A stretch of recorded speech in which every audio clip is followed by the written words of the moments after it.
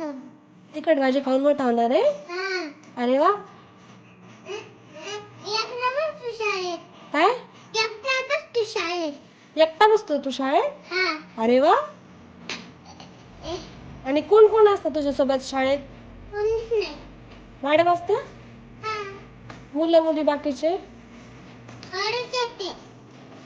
हो का? तुला कंटाळा येतो शाळेत जायचा? इकडे बघ ना दादा. अशीच जादू आहे. तिकडे बघ ना दादा.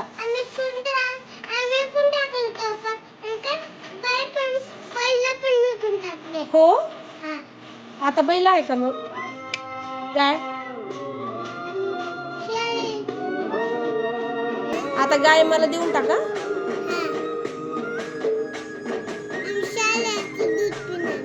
हो का?